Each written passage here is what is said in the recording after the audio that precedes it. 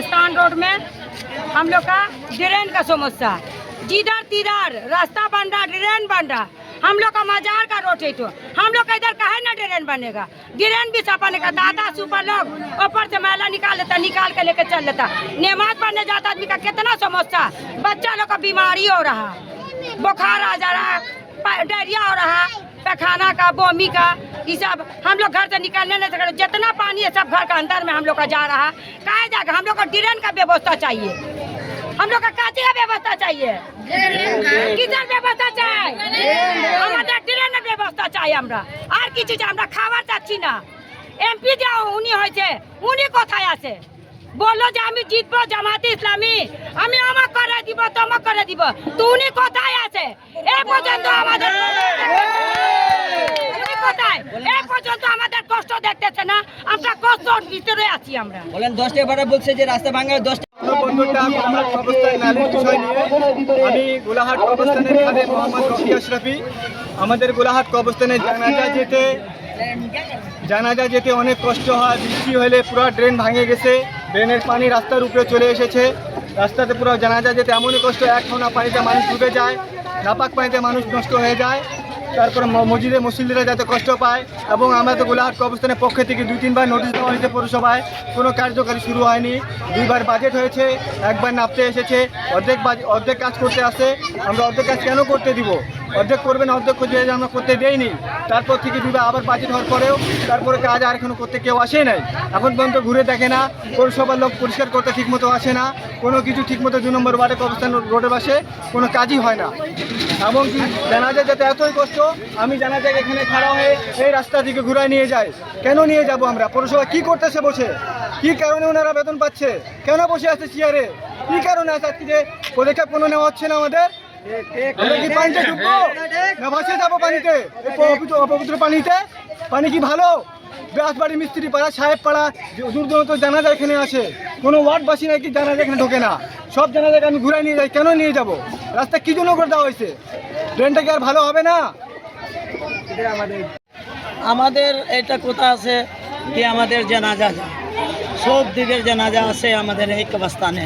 এটা আমাদের বড় কবরস্থান।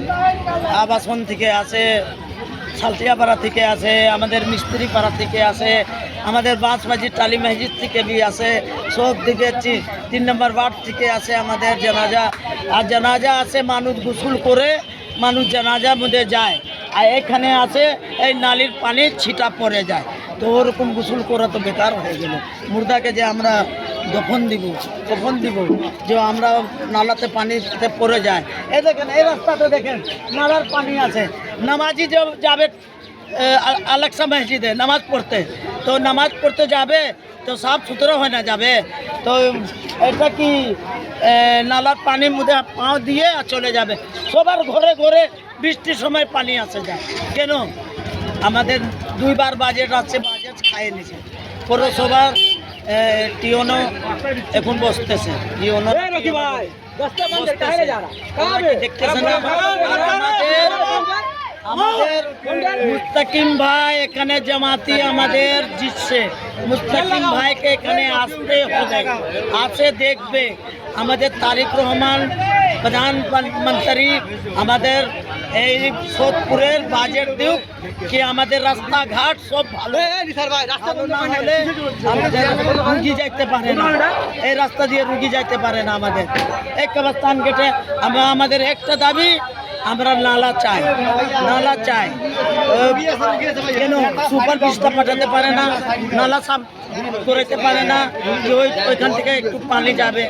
নালা ভর্তি হয়ে আছে, যায় দেখে একদম ভর্তি লোবার লাভ হয়ে আছে, যায় দেখে। কেন? আমাদের ভালো করতে হবে না আমাদেরকে? আমাদের সোদপুরে কেউ নাই, মানে কেউ করার ইয়া নাই।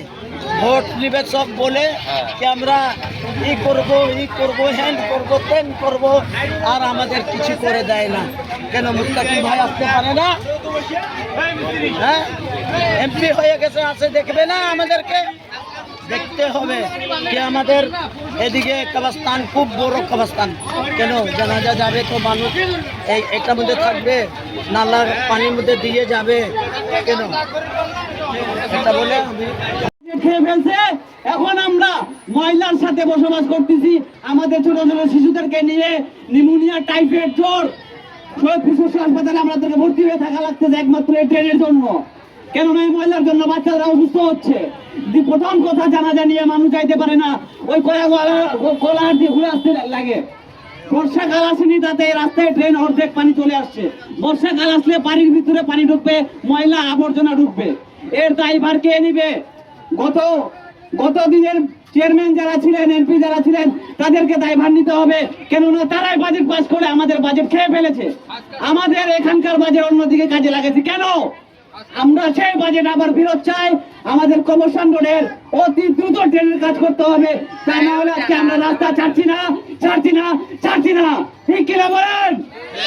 আমাদের এখানের কবরস্থান গেটে আমাদের দুনিয়ার ড্রেন থেকে পানি পড়ে। আমরা চাই যে আমাদের এমপি সাহেব এখানে আসুক, আসে আমাদের এখানে দেখে ভালো করে ড্রেনটা তৈরি করে দেওয়া হবে। নতুন করে আমরা ড্রেন চাই। का रास्ता नहीं देते, इस वजह से हम लोग का घर में ड्रेन का पानी चला जाता है। अभी बरसात आने का बाकी है, मट्टी लेके आदमी जाता है, इतना पानी ड्रेन से भस रहा है। सुबह का टाइम आदमी का सबका घर में पानी का काम होता है, पानी भस रहा। जनाजा का आदमी और गंदा पानी में कर करके आदमी नमाज पढ़ने जा रहा है।